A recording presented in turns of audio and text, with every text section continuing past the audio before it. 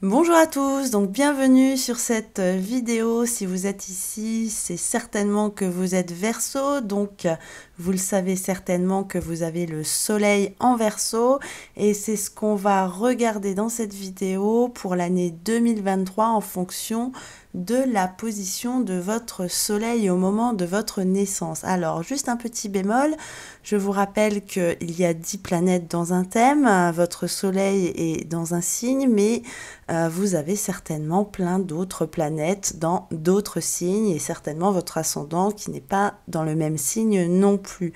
Donc là, on va vraiment garder à l'esprit sur cette vidéo que ce sont des aspects vraiment très généralistes, hein. Tous les Verseaux n'auront pas la même année en fonction de leur thème de naissance. Et si vous souhaitez une analyse plus fine, plus personnalisée en fonction de votre propre thème de naissance, eh bien n'hésitez pas à vous rendre sur mon site internet où vous pourrez commander l'analyse de votre année 2023 en fonction de votre thème de naissance. Voilà.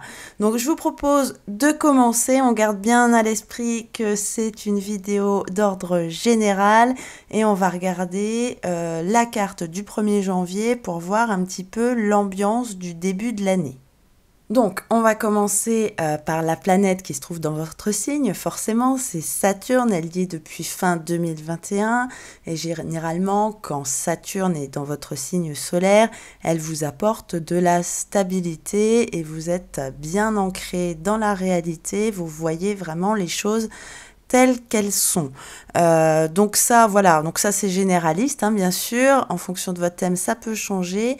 Et puis, on a Jupiter qui est en bélier, donc dans un signe de feu, vous êtes un signe d'air, ça va très très bien ensemble, elle est en sextile à votre signe. Et surtout, vous avez Mars en trigone, donc Mars qui fait son long passage en Gémeaux de 7 mois, donc qui est toujours en position rétrograde au 1er janvier, mais qui va reprendre son mouvement direct le 12 janvier et qui vous booste là vraiment. Et jusque mars, vous avez des dispositions très très favorables. Alors, en mars, tout ça va bouger, Saturne va sortir de votre signe, vous voyez là, le 23 mars, elle est déjà à 1 degré du signe des poissons, elle y sera rentrée le 7 mars, et Mars justement va bientôt sortir du signe des Gémeaux.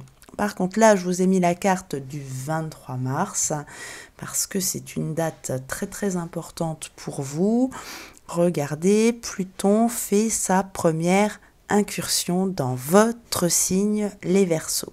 Alors, elle ne va pas rester longtemps dans votre signe, elle va rester jusqu'au 12 juin parce qu'elle va rétrograder et donc elle va rester chez vous pendant 3 mois et le 12 juin, elle va retourner en Capricorne et va faire 1 ou 2 allers-retours comme ça. Elle va rester en Capricorne jusqu'au 21 janvier 2024.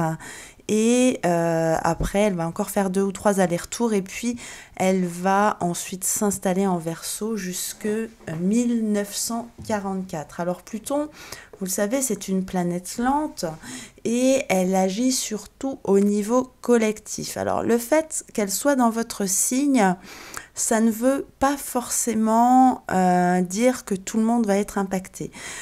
Pluton agit surtout en fonction des maisons, ça j'ai vraiment pu le constater. Donc regardez dans quelle maison vous avez le début de votre signe du Verseau. Donc si vous êtes début Verseau, début du premier décan Verseau, ça va peut-être vous impacter, certainement même si vous avez une cupside de maison. Alors les cupsides, c'est les petites flèches là en fait qui déterminent les séparations entre les maisons. Donc si vous avez Pluton qui transite sur une cupside de maison, c'est là que vous allez constater des effets de changement importants dans votre vie. Donc tout premier décan Verseau, fin janvier, les natifs de fin janvier, tout début, hein, vous pouvez avoir comme ça des changements indépendants de votre volonté ou volontaire. Ça dépend, ça va dépendre du reste du thème et de votre passé en général. Ensuite, le 16 mai, c'est Jupiter qui va changer de signe, qui va arriver en Taureau et elle va y rester pendant à peu près 1 an jusqu'en mai 2024. Donc là, vous avez Jupiter en carré à votre signe. Ce n'est pas vraiment des périodes propices à la chance, au succès, à la réussite. Ce sont plutôt des périodes de réflexion, d'introspection et de préparation. Ensuite, vous avez Mars qui va entrer en Lion le 20 mai. Elle va y rester jusqu'au 10 juillet. Et regardez, elle est en face de votre signe, mais il y a également Pluton au tout début de cette période. Donc, vous avez Mars face à Pluton du 20 mai 2023 au 16 juin 2023. Donc, pendant cette période, il est possible qu'il y ait quelque chose dans votre vie qui change. Alors, on va rester mesuré, bien entendu. Ça sera surtout en fonction de votre thème, bien sûr.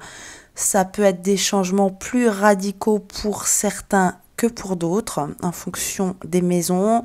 Si vous avez un ascendant Lion ou un ascendant Verseau, bien sûr, ça sera très impactant. Et également si vous avez un ascendant Scorpion ou Taureau.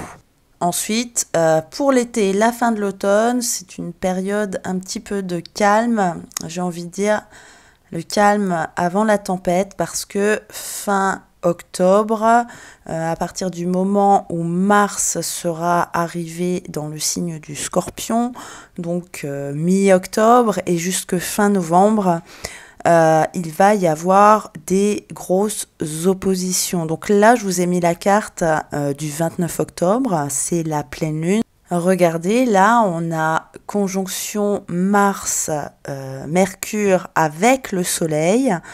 Et en face, on a Jupiter avec la Lune, vu que c'est la pleine Lune, conjointe à Uranus. Alors, moi, vous savez, si vous me suivez un petit peu, tout ce qui concerne les deux planètes, les aspects des deux planètes Mars et Uranus, je les surveille toujours comme le lait sur le feu. Mars est un élément déclencheur et Uranus s'embrase très très vite sous l'influence de Mars.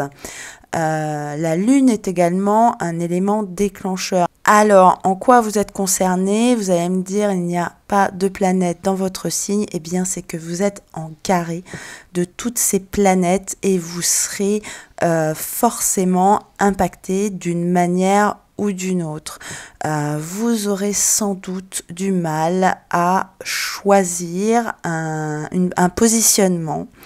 Vous serez peut-être tiraillé entre deux notions, entre deux choix. Bref, ça va être une période là, donc mi-octobre à fin novembre, qui va être vraiment très très inconfortable pour vous.